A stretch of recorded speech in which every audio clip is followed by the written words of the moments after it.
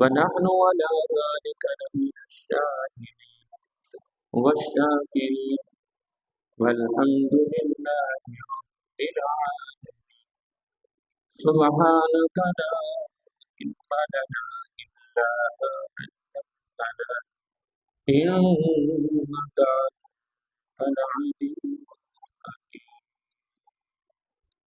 درود السلام والسلام عليك يا سيدي يا رسول الله. السلام والسلام عليك يا سيدي يا حبيب الله. السلام والسلام عليك يا سيدي يا نبي الله وعلى آلك وصحبك يا سيدي يا حبيب الله يا خاتم النبيين يا رحمة للعالمين. مولاي صل وسلم دائما أبدا على حبيبك خير الخلق كلهم محمد سيد الكونين والثقلين والفريقين منه وبالقدر. هو الحبيب الذي ترجى شفاعته لكل قول من الأحوال. ثم الرداء عن أبي بكر وعمر وعن علي وعن عثمان. نہایت ہی واجب الاحترام محترم مکرم معزز سامعین حضرات اور عزیزان کرام قدر، اللہ رب العزت کی تعریف و توصیف اور حضور نبی کریم صلی اللہ علیہ وآلہ وسلم کی بارگاہ عالیہ مقدسہ میں نذرانہ درود و سلام اللہ تعالیٰ کا یہ خاص کرم فضل نزول مہربانی ہے کہ اس نے ہم سب کو پیارے محبوب علیہ السلام دی امت اندر پیدا فرمایا، اور اللہ رب العزت کا ہمارے اوپر بہت بڑا احسان ہے کہ اس نے اپنی توفیق خاص اور اپنے محبوب علیہ السلام کے توسل سے ایمان جیسی عظیم الشان نعمت سے مالا مال فرمایا۔ اس کی بارگاہ میں دعا ہے کہ اللہ تعالیٰ ہم سب کو ایمان پہ زندہ رکھے اور ایمان پر ہی موت عطا فرمائے، ایماندار عادل سربراہ عطا فرمائے، اور آخری سانس تک غیروں کی محتاجی سے محفوظ فرمائے اور اپنا ہی موت عطا فرمائے۔ یہ دعا کرتے رہا کریں، گھر والوں کو، دوست احباب کو اس کی تعلیم دیتے رہا کریں۔ اللہ تعالی ہمیں قرآن و سنت کی تعلیمات پر عمل پیرا ہو کر اپنی زندگی کو خوبصورت انداز میں گزارنے کی توفیق عطا فرمائے۔ حضرات محترم، محرم الحرام کا اسلامی سال کا پہلا مہینہ الحمدللہ شروع ہے۔ 10 محرم الحرام جو ہے کافی وجوہات کی وجہ سے مشہور ہے، اور 10 محرم الحرام کا دن ہے سب سے زیادہ قیامت کے آنے کی وجہ سے یہ مشہور ہے۔ محرم الحرام کا مہینہ یا اس کی 10 تاریخ واقعہ کربلا کی وجہ سے مشہور نہیں ہوا، جبکہ یہ مہینہ اس سے قبل جاری تھا۔ حضور نبی کریم صلی اللہ علیہ وسلم کی ولادت و شہادت سے پہلے کا یہ مہینہ آ رہا ہے، اور میں نے ابھی یہ بات کی ہے کہ محرم الحرام کا مہینہ اسلامی سال کا پہلا مہینہ جس سے آغاز ہوتا ہے، اور پھر اس کی 10 تاریخ جو ہے وہ زیادہ قیامت کے آنے کی وجہ سے مشہور ہے۔ لیکن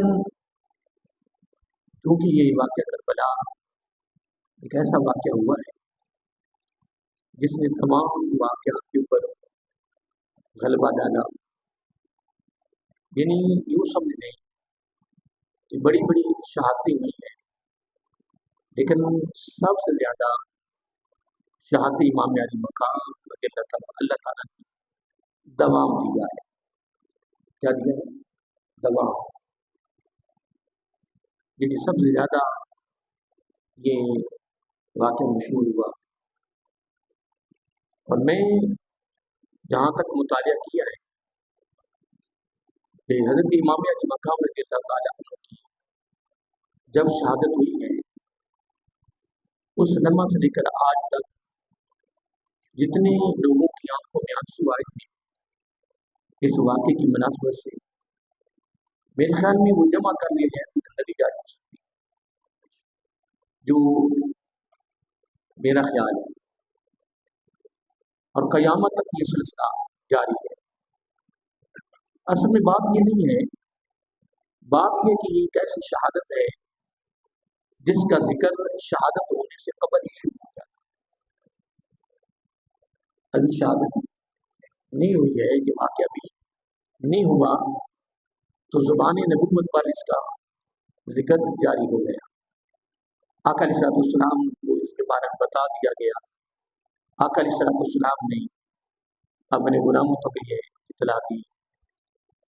تو میں بات کر رہا تھا کہ محرم الحرام کا مہینہ جو ہے یہ اسلامی سال کا پہلا مہینہ، لیکن ہم نے زیادہ تر تقویم دی ہے یعنی جنوری، فروری، مارچ، اپریل، وہ تو ہماری سوچ ہے، ہماری خیالات ہیں، نظریات ہیں، لیکن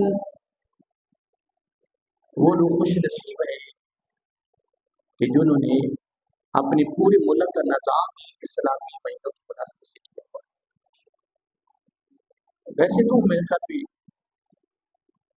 یعنی تعلیمی جو ادارے ہیں ان کے اندر بھی اگر دیکھا جائے تو میرے خیال میں بچوں کو زیادہ تر یہ جنوری فروری زیادہ یاد کرائے جاتے ہیں، اور اسلامی جو مہینے میرے خیال میں ہم جو بڑے بڑے ہیں ہمیں بھی یاد نہیں ہے، ہم اس چیز سے معلوم ہیں، جبکہ ہر مسلمان کو چلو زیادہ نہیں ہے تو کچھ نہ کچھ چیزیں جس طرح آپ نے ماشاءاللہ حدیث سے پاک پڑھی بھی ہوگی، سنی بھی ہوگی کہ آقا علیہ السلام نے فرمایا ہر بالغ مرد اور ہر بالغ عورت کے لیے اتنا علم حاصل کرنا ضروری ہے جس اس کے اپنی زندگی بسر ہو جائے۔ یہ کیا ہے؟ یعنی فرض ہے۔ باقی جو چیزیں ہیں کچھ ایسی چیزیں ہیں کہ جو مستحب میں ہیں، لیکن ہماری بدقسمتی ہے کہ ہم نے مستحب چیزوں کو فرض کر دیا ہے اور فرض کو ہم نے مستحب کر دیا۔ اس کی ایک مثال ہے، مثلا 11ویں شریف ہے، ہم یعنی اس کو اس طرح کرنا شروع کیا جس طرح یہ فرض ہو گیا۔ کیا ہو گیا؟ فرض۔ جس نے نہیں کی وہ سنی نہیں۔ اللہ کے بندے کیا ہو گیا؟ یہ ایک مستحب عمل ہے۔ کیا ہے؟ مستحب عمل ہے۔ اگر کوئی کر رہا ہے کوئی بات نہیں، اگر کوئی نہیں کرتا اس پر تم فتویٰ نہیں لگا سکتے۔ نفلی روزہ، کیا نفلی روزے کے لیے آپ اپنی بیوی کو نہیں اٹھا سکتے پوری روزہ رکھوا، اجازت نہیں شریعت کی طرف سے۔ ہاں اگر تیری بیوی رات کو کہہ کر اس نے آرام کیا ہے، سو گیا ہے کہ آپ نے اگر روزہ رکھنا ہو تو آپ نے مجھے جگا دینا، روزہ رکھوا دوں، پھر آپ اس کو جگا سکتے۔ اور نفلی روزے رکھ کر آپ یہ سوچ بھی نہیں جاتی ہے، یہ نہیں سوچ سکتے، اس کے بارے میں تو خیال بھی نہیں کر سکتے۔ تہجد کی نماز کے وقت ایک نفلی نماز ہے، بڑا ثواب ہے، لیکن نہ کرنے پر پکڑ नहीं है।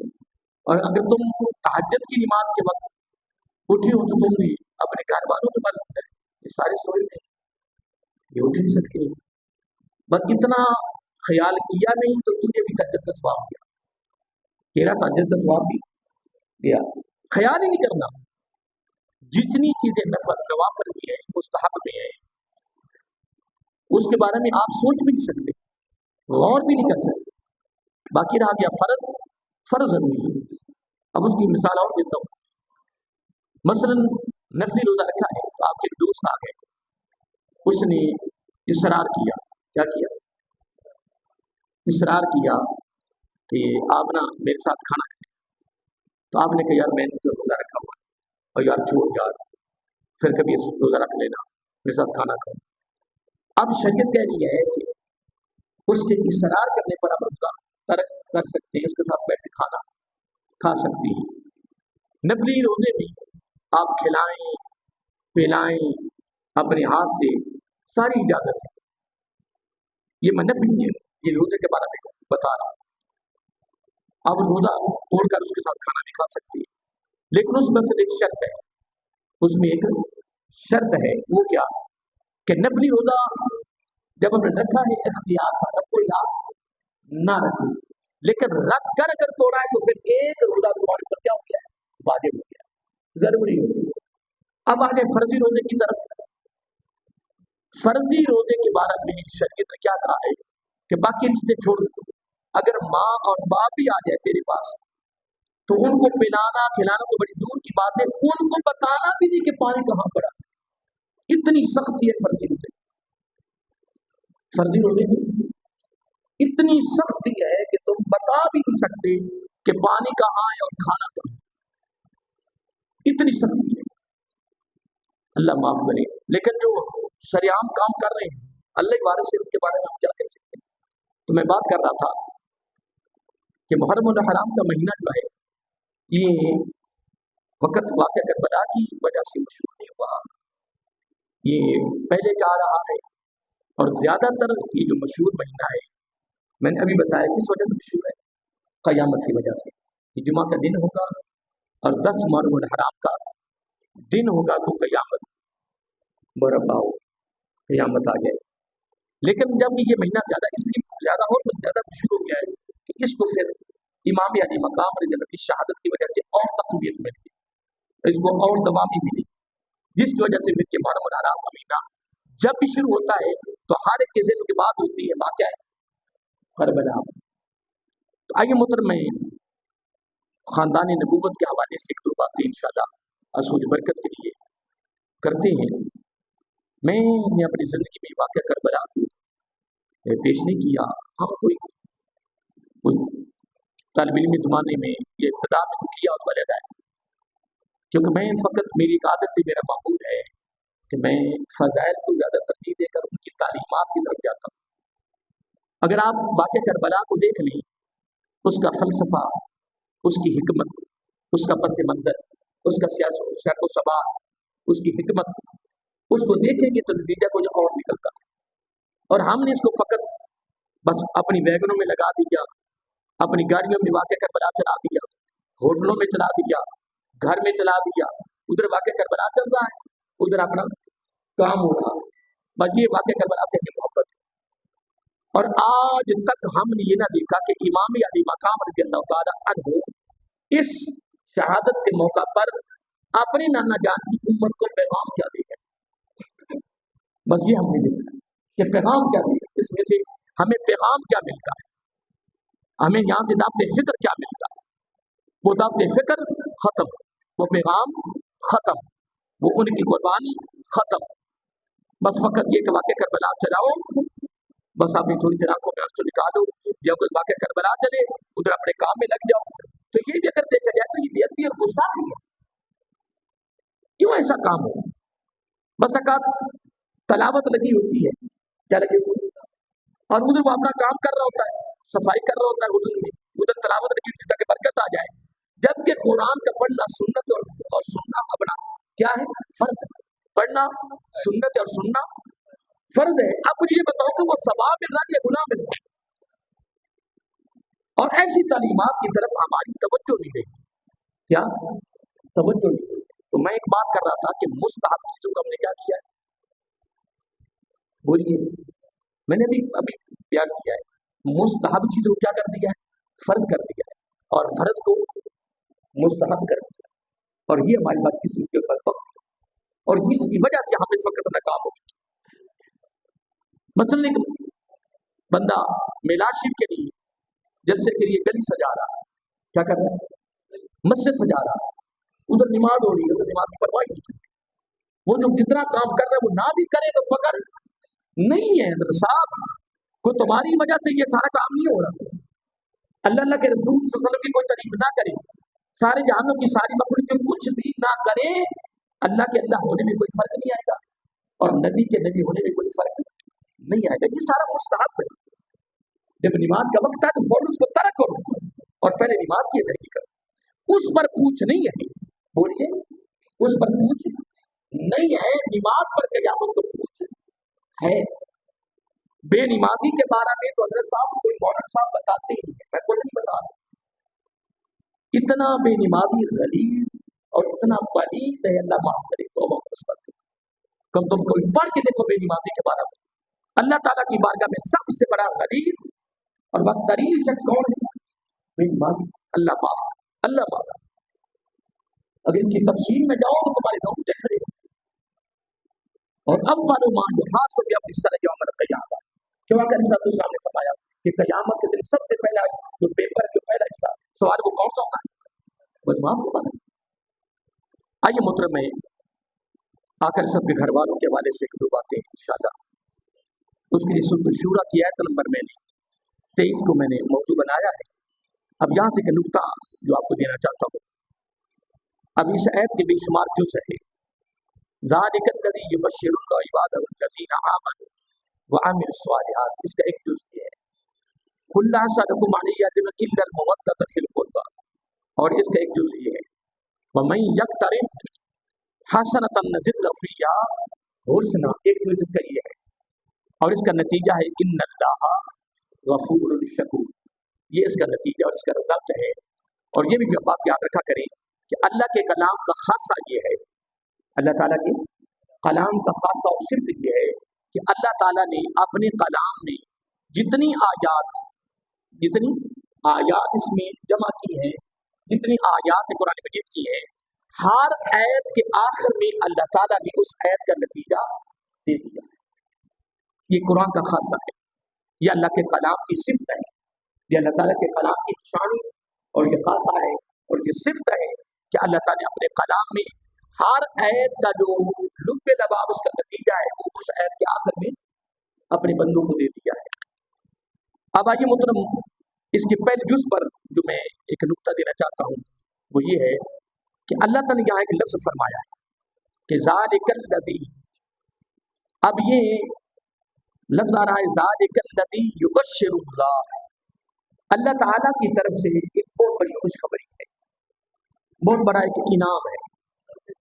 اور یہ انعام اور بڑی خوشخبری ہے کہ مثلا کوئی آدمی یہاں سے داخل ہوتا ہے تو داخل ہوتے کہ لوگوں میں آپ کے لیے خوشخبری لایا ہوں, کیا کوئی پریشان ہوگا؟ بولیے کیوں؟ دیکھو صرف کوئی چیز بتائی نہیں ہے, کوئی کام نہیں بتایا, کوئی فیل نہیں بتایا کہ جو ہو گیا ہے کسی کے بارے میں نہیں بتایا. صرف اس نے ایک جملہ استعمال کیا کہ لوگوں میں تمہارے لیے خوشخبری لایا ہوں. کیا لایا ہوں؟ اب اس خوشخبری ابھی اس نے بتائی نہیں, ابھی ہمارے علم میں وہ خوشخبری آئی نہیں ہے, لیکن اس کی زبان پر جب لفظ خوشخبری آیا ہے تو وہ لفظ ہی بذات خود مسنت ہے. یہ اپنے بات دین میں رکھتے کہ جب وہ لفظ اس کی منہ سے کیا نکلا, خوشخبری, کہ میں تمہارے لیے خوشخبری لایا ہوں, تو کوئی غم نہیں ہوگا, کوئی پریشانی نہیں ہوگی, کوئی بندے کے عمل میں, اس کے دل میں, اس کے ذہن میں کوئی بھی خیال غم کا نہیں ہوگا, پریشانی کا نہیں ہوگا. گو اس نے ابھی بتایا نہیں, تجسس بڑھے گا. کیا تجسس بڑھے گا؟ یا تو کیا خوشخبری لایا, تجسس بڑھتا جائے گا. لیکن غم زدہ نہیں ہوگا، پریشان نہیں ہوگا، کیونکہ جو خوشخبری کا جملہ ہے، جو لفظ ہے وہ بذات خود کیا ہے؟ خوشی ہے، مسرت ہے۔ وہ گھنٹہ نہ بتائے، وہ 2 گھنٹے نہ بتائے، وہ 3 گھنٹے نہ بتائے، بار بار کہ عربی میں خوشخبری لائے ہوں آپ کے، اور بندے کہ یار جلدی بتا خوشخبری ہے کیا، یعنی پوچھنے والے کی جملہ استعمال کرتے رہے کہ یار بتا تو صحیح کہ خوشخبری ہے کیا یار۔ لیکن گھنٹہ 2 گھنٹے سارا دن بھی گزر جائے، پوچھنے والے کبھی بھی پریشان نہیں ہوں گے، بلکہ تجسد بڑھے گا، ساتھ دل میں خواہش طرف پیدا ہوگی۔ کیا پیدا ہوگی؟ طرف، کہ یار پتہ نہیں کیا خوشخبری ہمارے لیے لایا ہے، وہ کون سی خوشخبری ہے جو یہاں لیے یہ لے کر آیا ہے، بس یہ تجسس بڑھے گا۔ اب اللہ تعالیٰ نے یہاں بڑی پیاری بات فرمائی، فرمایا ذالک الذی، یہ بہت بڑا انعام ہے، بہت بڑا تحفہ ہے، یبشر اللہ، اللہ تعالیٰ کی طرف سے اس انعام پر بہت بڑی خوشخبری ہے۔ کن کے لیے؟ عبادہ الذین، ان بندوں کے لیے، کیا؟ ان بندوں کے لیے یا ان لوگوں کے لیے اللہ تعالی کی طرف سے ایک بہت بڑے انعام کی خوشخبری ہے۔ یہ بات آپ نے سن لی، یاد ہو گیا آپ کو؟ اب آگے آپ نے بڑھنا، پھر اس لفظوں کو میں دوبارہ دہرا رہا ہوں کہ اللہ تعالیٰ فرما رہا ہے ایک بہت بڑے انعام کی خوشخبری ہے میری طرف سے ان بندوں کو میری طرف سے ایک بہت بڑے انعام کی کیا ہے؟ خوشخبری ہے۔ اور خوشخبری پر بھی مفسرین پھر فرماتے ہیں کہ انعام اور ساتھ خوشخبری کا جو بلا رہا ہے بڑی خوشخبری، چھوٹی بھی نہیں۔ مفسرین کہتے ہیں کہ بڑی خوشخبری، انعام بہت بڑا ہے اور اس بڑے انعام پر خوشخبری بھی بڑی ہے، جن کے لیے عبادہ الذین، ان بندوں کے لیے یا ان لوگوں کے لیے، اے باری تعالیٰ اب جن کے لیے ایک بہت بڑے انعام کی بڑی خوشخبری تو دے رہا ہے اپنے خاص بندوں کو، ان کی کوئی نشانی، ان کی کوئی علامت، کوئی ان کا تعارف، ان کی کوئی پہچان بھی ہے، تاکہ ہمیں پتہ بھی چل جائے کہ یہ لوگ وہ خوش نصیب ہیں جن کو اللہ تعالیٰ نے ایک بہت بڑے انعام کی بڑی خوشخبری دی ہے، تاکہ ہمیں بھی پتہ چل جائے، تاکہ وہ بندے ہمارے علم میں آ جائیں، کوئی ان کی علامت، کوئی ان کی نشانی، کوئی ان کی پہچان، کوئی ان کا تعارف پتہ چل جائے، قربان جائے۔ رب نے فرمایا ہاں میں ان کا تعارف کروا دیتا ہوں، میں ان کا، میری وجہ سے بات سن رہے ہیں نا آپ، پریشان تو نہیں؟ اب آگے جملہ بڑا خاص آنے والا ہے۔ اور دربار عالیہ صوفیہ آباد کی جامع مسجد میں جمعہ پڑھنے والوں اور محرم الحرام 1448 اور 2026 کا جمعہ پڑھنے والے، اس مسجد میں آنے والے، اب غور کرنا، اپنے جملے پہ غور کرنا، اور ہم نے تیاری رکھنی، تیاری میں رہنا، اس میں تیاری میں رہنا۔ ہاں میں صرف ایک جملے کو دہرا کر اب آگے تعارف لانا چاہتا ہوں، جو رب نے ان کا تعارف کروایا، ان کی نشانی، ان کی علامت بیان کی ہے، بلکہ یوں کہوں کہ ان کا فعل، ان کا کام، ان کی قربانی، ان کی جد و جہد، ان کی کاوش اللہ تعالیٰ کو بڑی پسند آئی ہے، ان کی، بولیے، بڑی پسند ہے، ان کی ادا، ان کا فعل رب کو بڑا ہی پسند آیا ہے۔ سنیے، توجہ تک جملہ سننے والا ہے۔ اب میں وہ جملہ دہرا کر اب آپ ان کی نشانی میں آگے بیان کرتا ہوں جو قرآن نے ہمیں دی ہے۔ اللہ فرماتا ہے ذالک الذی یبشر اللہ عبادہ الذین، اللہ تعالیٰ فرما رہا ہے میری طرف سے میرے ان بندوں کو، میری طرف سے میرے ان بندوں کو بہت بڑے انعام پر ایک بہت بڑی خوشخبری دے رہا ہوں۔ خوشخبری دینے والا خود بھی اعلیٰ، خوشخبری بھی اعلیٰ، انعام بھی اعلیٰ، تو جن کو وہ انعام مل رہا ہے یا جس انعام پر خوشخبری دی جا رہی ہے وہ بھی اعلیٰ، وہ بھی نہیں، اعلیٰ نہیں، بولیے، اب دیکھو نا، جن کو اللہ تعالیٰ ایک بہت بڑے انعام پر بڑی خوشخبری دے رہا، تو خوشخبری دینے والا کون ہے؟ اللہ تعالیٰ کی ذات ہے. تو جس کو اللہ تعالیٰ خوشخبری اپنی طرف سے دے، مثلا صحابہ کرام نے یا ازواج مطہرات ہیں جن جن کو رب نے اپنی طرف سے سلام بھیجا ہے. آج کسی کو بڑے کا سلام آ جائے نا، کسی بڑے کا سلام آ جائے تو وہ بڑا خوش ہوتا ہے. گو وہ دیندار کا سلام آ جائے، کسی مفتی کا، کسی پیر صاحب کا، کسی سید کا، کسی بہت بڑے مشہور علامہ صاحب کا جو لوگوں کی نگاہ میں اس کی عزت ہے، مقام ہے، وقار ہے، اس کا سلام کسی کو آ جائے نا، تو بلکہ جب سلام دیا جا رہا ہوگا نا، دائما لوگ کہیں گے یار تو بڑا خوش نصیب ہے یار، فلاں تجھے اپنی طرف سے سلام بھیجا یار. یا اگر دنیا کے لحاظ سے ایک بہت بڑا آدمی ہے، لوگ اس کے پاس جاتے ہیں، اس کو سلام کرتے ہیں، اور اگر وہ کسی کو سلام بھیجے، دنیا کی لحاظ سے بات کر رہا ہوں، لوگ کہتے ہیں یار لوگ تو اس کے پاس جاتے ہیں، اس کو سلام کرتے ہیں، یار اس نے تمہیں سلام بھیجا ہے. وہ دینداری لحاظ سے دیکھ لیں یا دنیا کے. تو جس کو الحمدللہ، جس کو اللہ تعالیٰ کی ذات، میں ولی کی بات نہیں کر رہا، تابعی کی بات نہیں کر رہا، تبع تابعی کی بات نہیں کر رہا، صحابی کی بات نہیں کر رہا، میں نبیوں کی بات نہیں کر رہا، میں امام الانبیاء صلی اللہ علیہ وسلم کی بات نہیں کر رہا، میں بات کر رہا ہوں اللہ تعالیٰ کی ذات کہ ذالک الذی یبشر اللہ عبادہ الذین. اللہ تعالیٰ ایک بہت بڑے انعام پر اپنی طرف سے اپنی ان بندوں کو بہت بڑی خوشخبری سنا رہا. تو ماشاء سب پڑھے لکھے بیٹھے ہیں ماشاءاللہ. اگر خوشخبری دینے والا اعلیٰ ہے تو اس کی خوشخبری بھی اعلیٰ ہے.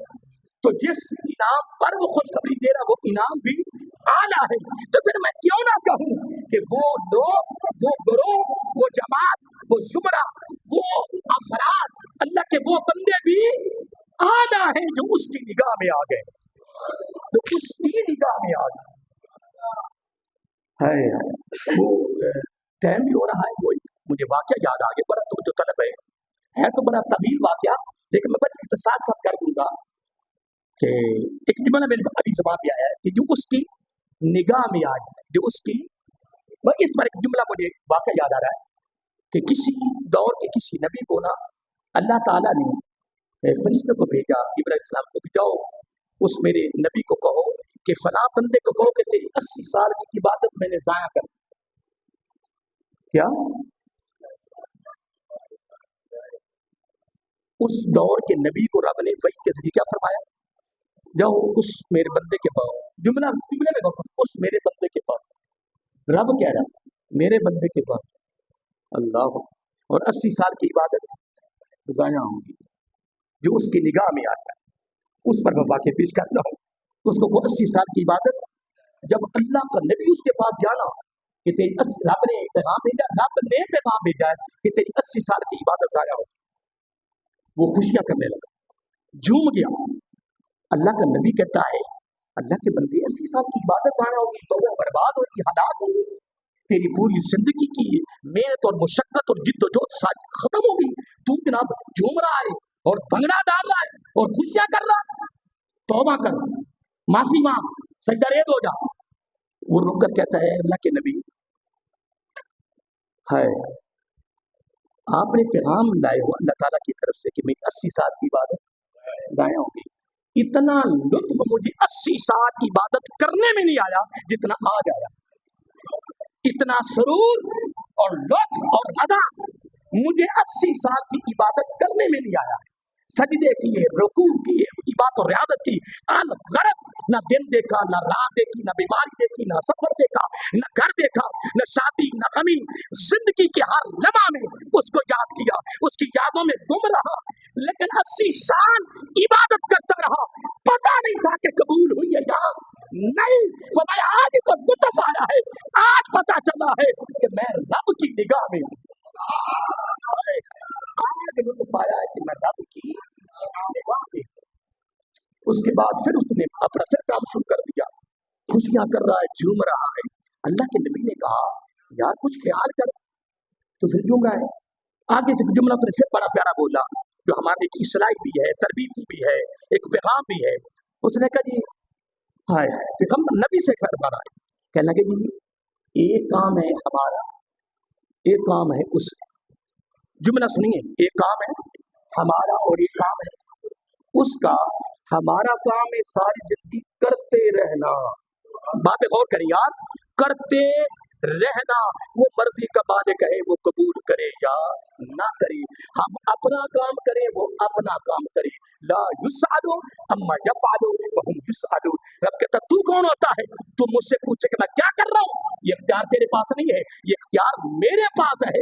میں تمہیں ایک ایک سانس, ایک ایک قدم, ایک ایک فعل پر میں تمہیں پوچھوں گا, تم مجھے نہیں پوچھ سکتے. اس لیے ذالک الذی یبشر اللہ عبادہ الذین, اللہ فرماتا میری طرف سے میری ان بندوں کے لیے ایک بہت بڑے انعام پر میں اپنی طرف سے ایک بہت بڑی خوشخبری سنا رہا ہوں. ٹائم بھی ہو رہا ہے لیکن ایک جملہ دے کر سیاسی گھر چاہتا ہوں کیونکہ ابھی میں موضوع شروع کیا ہے, یہ پورا محرم الحرام مہینہ چلے گا انشاءاللہ. تو آگے عرض کے باری تعالیٰ صرف تعارف فرما دے, تعارف کروا دے, نشانی بیان کر دے کہ وہ ہے کون, وہ خوش نصیب ہے کون. رب کہتا ہے ان کی 2 نشانیاں ہیں. کتنی؟ سارے بولیے. بس آ کر بار آ کے صوفیہ کیا جامع مسجد سے یہ آپ نے تحفہ اپنے دامن میں لے کر جانا ہے, یہ پیغام یاد دعوت فکر ہے. اے باری تعالیٰ کیا نشانی ہے؟ فرمایا ان کی 2 نشانیاں ہیں. مولا کیا کیا؟ فرمایا ایک نشانی تو وہ ہے کہ آمنو, وہ ایماندار ہیں. کیا ہے؟ آمنو, تو پھر مبارک ہو کہ ہم ایماندار ہیں انشاءاللہ. آمنو, عالم ارواح سلسلے میں پسند کر کے اپنی مرضی سے ایمان والوں کے گھر میں پیدا کیا, کسی غیر مسلم کے گھر میں پیدا نہیں کیا. پہلی نشانی کیا ان کی؟ آمنو. عبادت. دوسری نشانی فرمایا, دوسری نشانی ہے وعاملوا الصالحات, پوری زندگی میرے اور میرے محبوب کے حکموں کی تعمیل میں گزار رہا ہے. اب اگلا نقطہ ہم نے یہ دینا ہے کہ یہ آمن و عامل الصالحات کا تحفہ ملا کس کی بارگاہ سے ہے, پھر ملا کس کی بارگاہ سے ہے, پھر اس ذات کے لیے آگے رب نے ہمیں حکم کیا کیا ہے.